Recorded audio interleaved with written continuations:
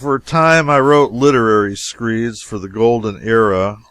C.H. Webb had established a very excellent literary weekly called the Californian, but high merit was no guarantee of success. It languished, and he sold out to 3 printers, and Bret Harte became editor at $20 a week, and I was employed to contribute an article a week at $12.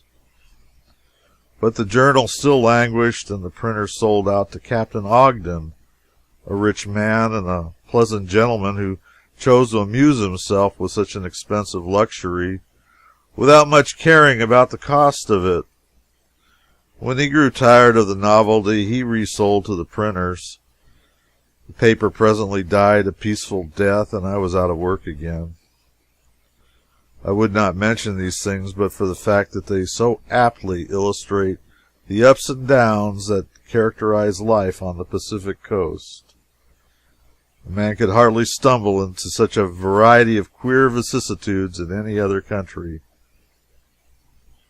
For 2 months my sole occupation was avoiding acquaintances, for during that time I did not earn a penny, or buy an article of any kind, or pay my board. I became very adept at slinking. I slunk from back street to back street. I slunk away from approaching faces that looked familiar. I slunk to my meals and ate them humbly and with a mute apology for every mouthful I robbed my generous landlady of. And at midnight, after wanderings that were but slinkings away from cheerfulness and light, I slunk to my bed.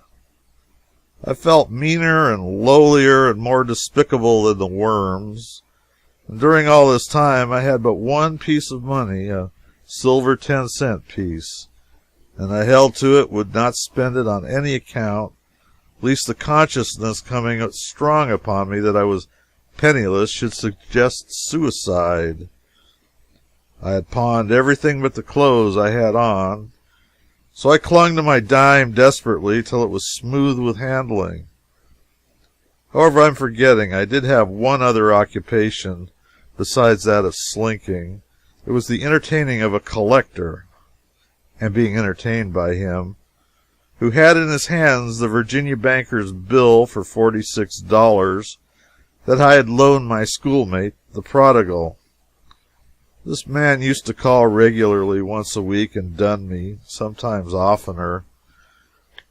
And he did it from sheer force of habit, for he knew he could get nothing. He would get out his bill, calculate the interest for me at 5% a month, and show me clearly that there was no attempt at fraud in it, and no mistakes, and then plead and argue and dun with all his might for any sum, any little trifle, even $1, even $half on account. Then his duty was accomplished and his conscience free.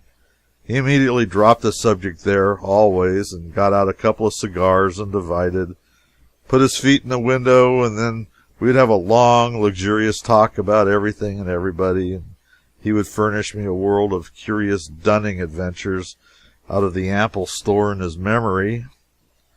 By and by he would clap his hat on his head, shake hands, and say briskly, "Well, business is business, can't stay with you always," and was off in a second. The idea of pining for it done! And yet I used to long for him to come, and would get as uneasy as any mother if the day went by without his visit when I was expecting him.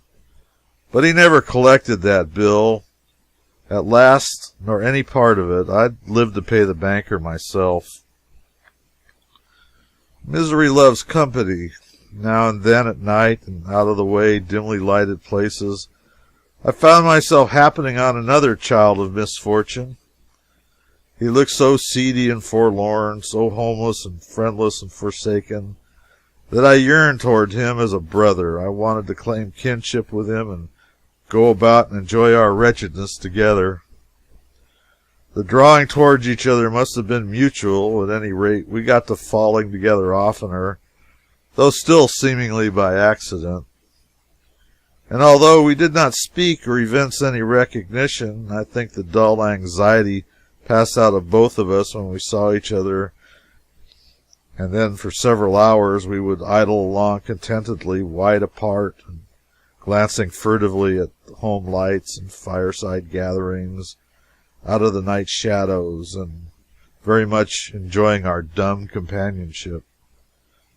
Finally we spoke, and were inseparable after that, for our woes were identical almost. He had been a reporter, too, and lost his berth, and this was his experience as nearly as I can recollect it. After losing his berth, he had gone down, down, down, with never a halt, from a boarding house on Russian Hill to a boarding house on Kearney Street, and thence to DuPont, from thence to a low sailor den, and from thence to lodgings and goods boxes and empty hogsheads near the wharves. Then for a while he gained a meager living by sewing up bursted sacks of grain on the piers. When that failed, he had found food here and there as chance threw it in his way. He had ceased to show his face in daylight now, for a reporter knows everybody, rich and poor, high and low, and cannot well avoid familiar faces in the broad light of day. This mendicant Blucher, I call him that for convenience, was a splendid creature. He was full of hope, pluck, and philosophy. He was well read and a man of cultivated taste. He had a bright wit and a master of satire.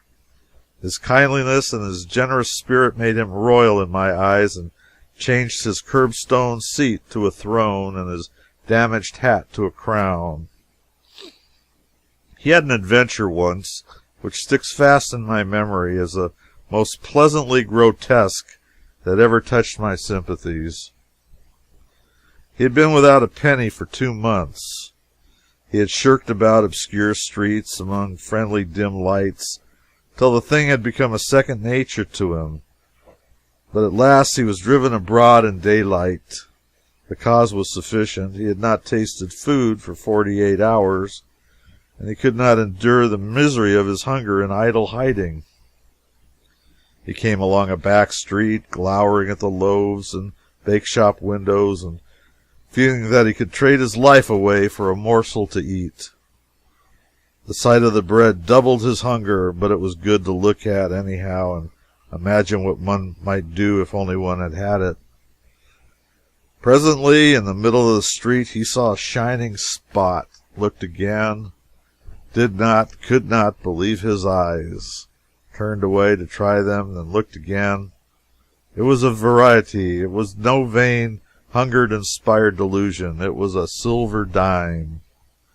He snatched it, gloated over it, doubted it, bit it, found it genuine, choked his heart down and smothered a hallelujah. Then he looked around, saw that nobody was looking at him, threw the dime down where it was before, walked away a few steps, approached it again, pretending he did not know it was there so that he could re-enjoy the luxury of finding it. He walked around it, viewing it from different points, then sauntered about with his hands in his pockets, looking up at the signs, and now and then glancing at it and feeling the old thrill again. Finally he took it up and went away, fondling it in his pocket. He idled through unfrequented streets, stopping in doorways and corners to take it out and look at it. By and by he went home to his lodgings, an empty Queensware hogshead, and employed himself till night trying to make up his mind what to buy with it. But it was hard to do. To get the most for it was the idea. He knew at the Miners' Restaurant he could get a plate of beans and a piece of bread for 10 cents, or a fish ball and some few trifles, but they gave no bread with one fish ball there. At French Pete's he could get a veal cutlet, plain, and some radishes and bread for 10 cents, or a cup of coffee, a pint at least, and a slice of bread. But the slice was not thick enough by the eighth of an inch, and sometimes they were still more criminal than that in the cutting of it. At 7 o'clock his hunger was wolfish, and still his mind was not made up. He turned out and went up Merchant Street, still ciphering, and chewing a bit of stick, as is the way of starving men. He passed before the lights of Martin's restaurant, the most aristocratic in the city, and stopped. It was a place where he had often dined in better days, and Martin knew him well. Standing aside, just out of range of the light, he worshipped the quails and steaks in the show window, and imagined that maybe the fairy times were not gone yet, and some prince in disguise would come along presently and tell him to go in there and take whatever he wanted. He chewed his stick with a hungry interest as he warmed to his subject. Just at this juncture he was conscious of someone at his side, sure enough. Then a finger touched his arm, and he looked up over his shoulder and saw an apparition, a very allegory of hunger. It was a man 6 feet high, gaunt, unshaven, hung with rags, and a haggard face and sunken cheeks, and eyes that pleaded piteously. This phantom said, "Come with me, please." He locked his arm in Blucher's and walked up the street to where the passengers were few and the light was not strong, and then, facing about, put out his hands in a beseeching way and said, "Friend, stranger, look at me. Life is easy to you. You go about placid and content, as I did once in my day. You have been in there, and you have eaten your sumptuous supper, and picked your teeth, and hummed your tune, and thought your pleasant thoughts, and said to yourself, 'It is a good world.' But you've never suffered. You don't know what trouble is. You don't know what misery is, nor hunger. Look at me, stranger. Have pity on a poor, friendless, homeless dog. As God is my judge, I have not tasted food for 48 hours. Look in my eyes and see if I lie. Give me the least trifle in the world. Keep me from starving. Anything. 25 cents. Do it, stranger. Do it, please. It'll be nothing to you, but life to me.